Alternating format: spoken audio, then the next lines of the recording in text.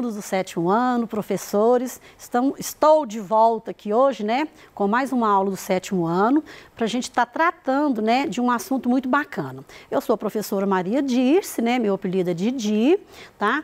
E hoje nós vamos, então, ver aqui, né, um tema muito legal, tá? Que são as sociedades pré-colombianas, e a gente vai dar ênfase para 3 civilizações, que são os incas, os maias e os astecas. Trouxe aqui, né, um mapa de uma localização só para você ter, né, uma ideia de onde ficava localizado, mas agora a gente vai partir, né, vendo cada civilização, né, nas suas características, na sua conjuntura, e aí então eu vou falar, né, para frente onde cada uma delas se localizava.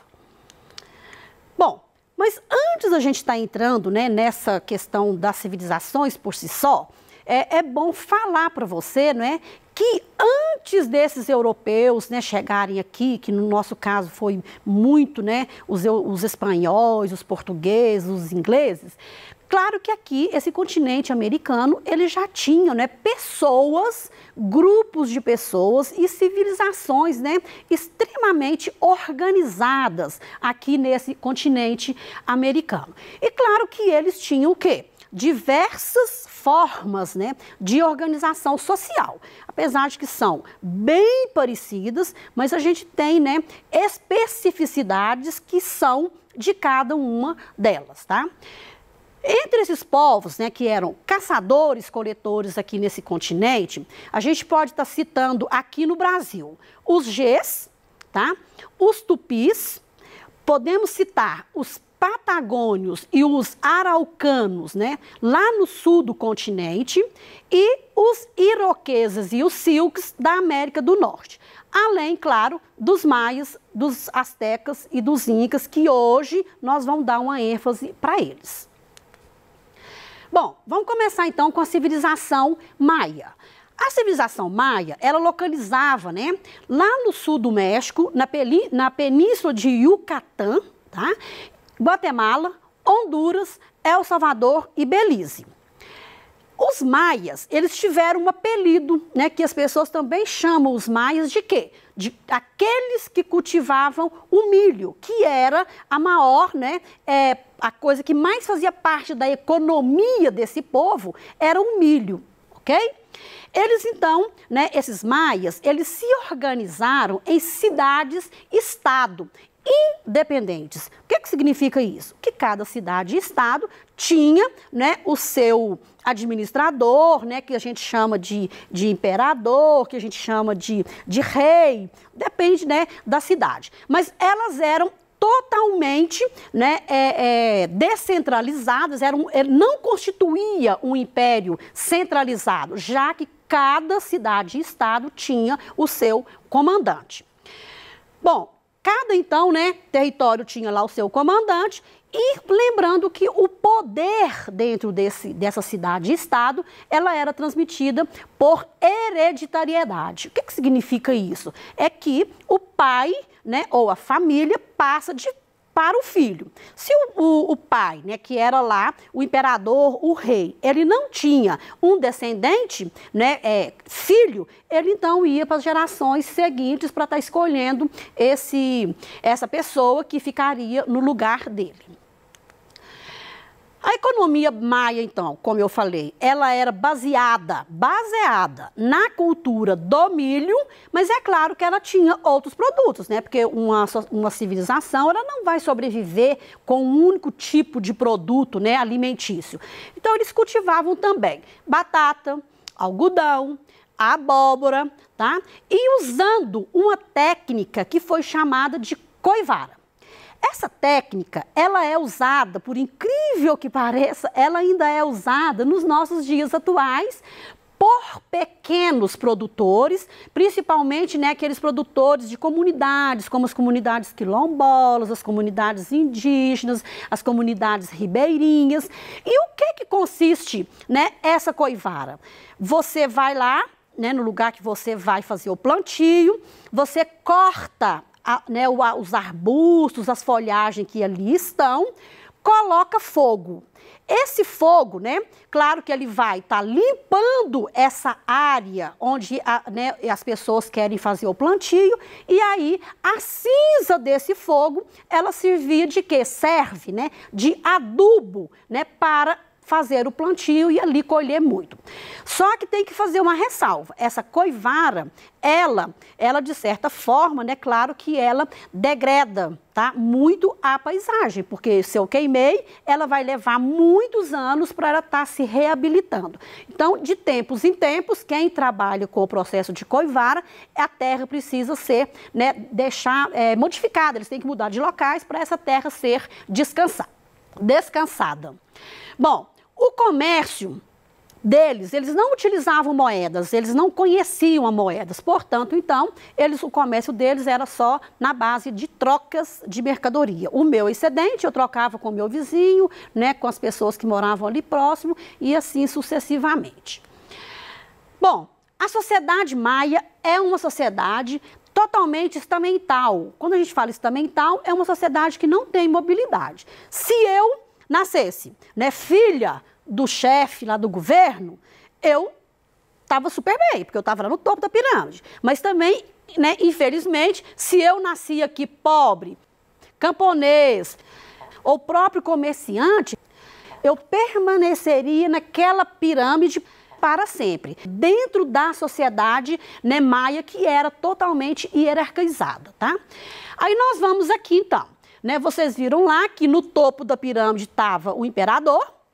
Aqui, debaixo, né, vem os nobres, que quem seriam esses nobres? A sociedade maia, nós podemos falar que ela era uma sociedade totalmente estamental, sem mobilidade, que isso quer dizer o quê? Se eu nascia pobre, eu morreria pobre. Eu não tinha condições de estar subindo nessa hierarquia, né, lá da sociedade maia. Se eu nascia rico, eu continuava lá no topo. Se eu nascia pobre, eu ficava lá no pé da pirâmide mesmo, tá?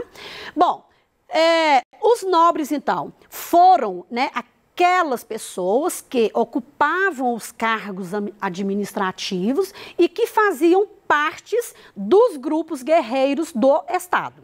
Os nobres, normalmente, eles ficavam, né, dentro do palácio, ali naquela questão de administração do palácio, trabalhando diretamente para esse imperador, para esse rei. E já os guerreiros, eles faziam a defesa do território maia. Os sacerdotes zelavam pelos cultos, tá? E era, né, dentro da cultura maia, esses cultos, né, eles tinham tanto sacrifícios como oferendas. Eles poderiam estar oferecendo animais para esses deuses e poderiam também usar de sacrifícios, inclusive com sacrifícios, né, humanos. Além disso, esses sacerdotes também, por ter um conhecimento maior do que o resto da população, eles se dedicavam às artes e às ciências. E a astronomia foi a ciência que eles mais estudaram. Os artesãos e os comerciantes, que está lá, né, já mais para baixo na pirâmide, eles exerciam atividades muito importantes, né? Por quê? Porque eles é que mantinham as instituições da economia maia. Os camponeses cultivavam as terras e faziam as obras públicas e os escravizados, né, eram os prisioneiros de guerra. A cultura e a religião.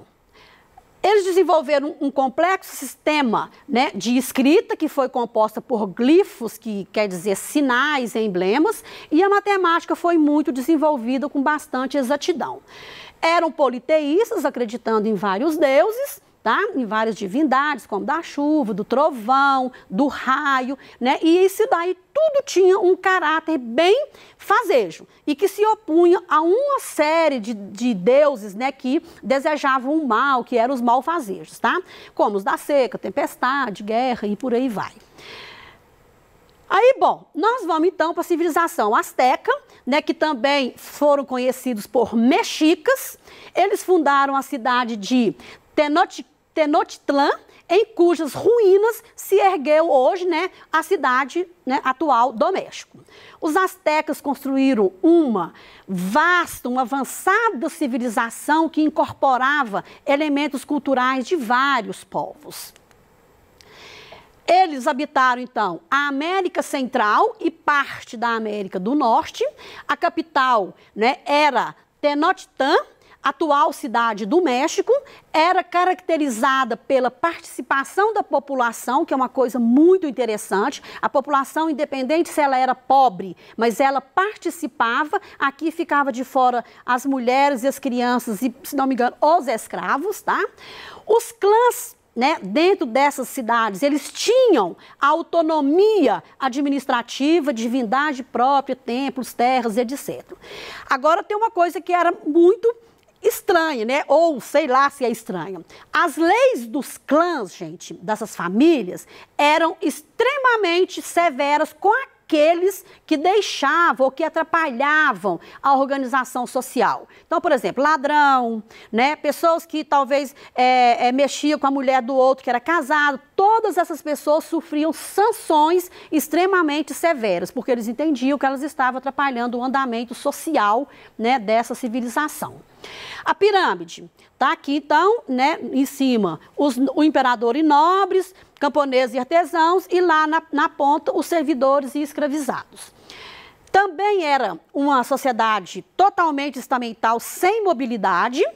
O imperador comandava o exército e a sociedade, os nobres eram os chefes guerreiros e os altos funcionários lá do palácio, os camponeses e artesãos eram a massa trabalhadora e que pagava impostos, e os servidores e escravizados eram aqueles que ficavam lá embaixo da pirâmide e que pertenciam a povos que eram submetidos, subordinados ao imperador por alguma situação de advertência, alguma coisa que fez errado, os delinquentes comuns e os prisioneiros de guerra. Vocês estão vendo que as pessoas escravizadas naquela época foi uma escravização totalmente diferente da escravização da Idade Moderna, tá?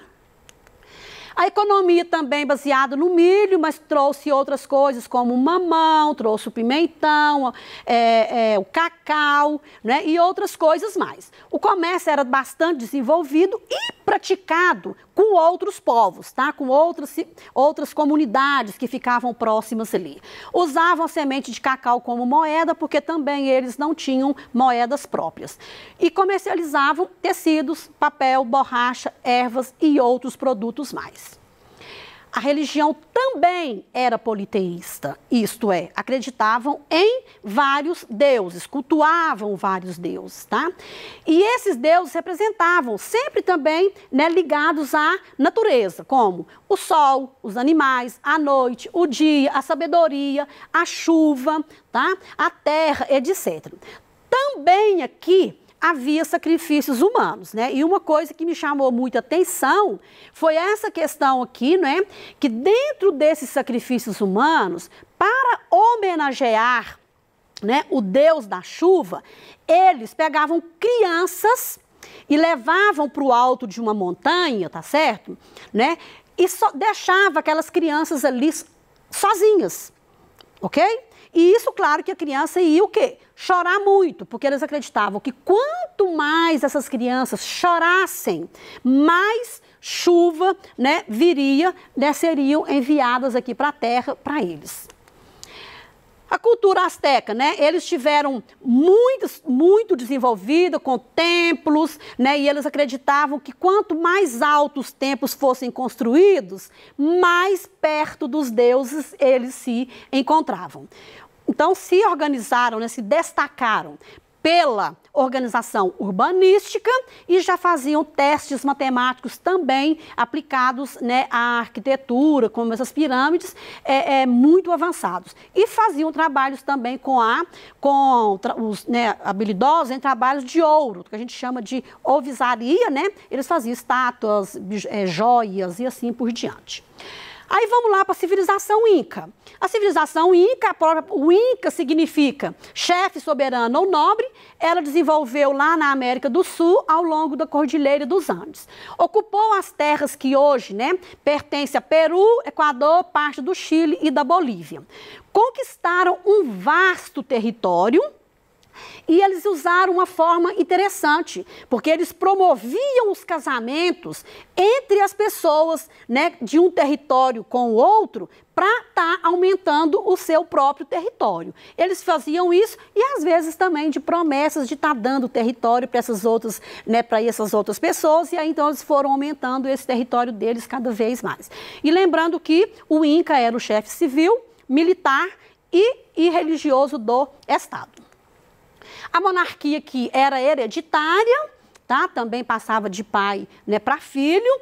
A capital do Império Inca foi Cusco, cidade onde vivia o Inca, que também podia ser chamado de Sapa Inca, que foi o governante absoluto. Também eram politeístas, adoravam diversos deuses, sempre também ligados a elementos da natureza, como o sol, a lua, o rio e assim por diante. As divindades recebiam oferendas, inclusive sacrifícios humanos. Então, vocês podem notar que as três civilizações, todas elas, né, a forma deles adorarem os seus deuses, não tem muita diferença entre uma civilização e a outra. A sociedade aqui também era fortemente estratificada. Eu diria que das três civilizações talvez seja a sociedade Inca que é a mais estratificada mesmo, que você não tinha condição mesmo de sair daquela situação que você nascia, tá?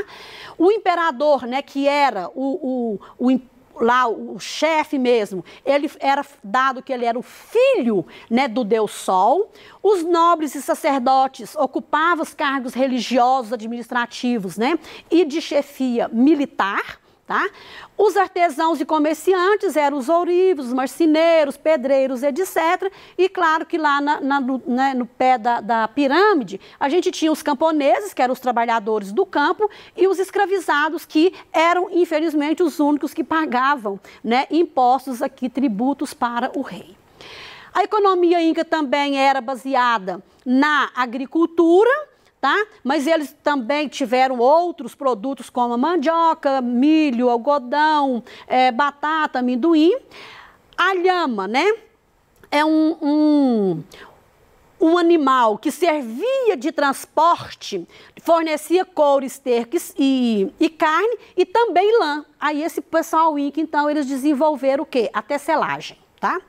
Praticava irrigação com a construção de tanques e canais, e o comércio também era realizado, né, a base de troca, porque eles também não tinham moedas.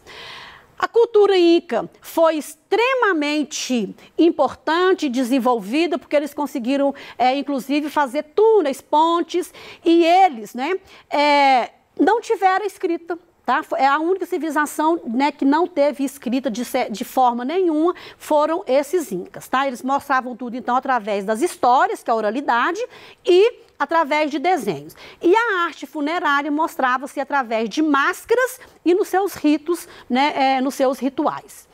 O Império Inca, então, ele chega no fim, lá no final do século XV, quando, né, chega lá os espanhóis, tá, gente? Os espanhóis chegaram, então, o imperador, no momento, era o imperador Atahualpa, ele foi executado. Após sua morte, eles se refugiam, né, nas montanhas, mas lá ele foi capturado, e aí o último líder deles, que foi o Tupac Amaru, foi morto nessa emboscada. A nossa aula chegou ao fim, mas nós vamos dar continuidade, né, nessa aula e nas próximas semanas. Eu espero que vocês tenham gostado, aproveitado. Aí, enquanto isso, fica em casa e até breve.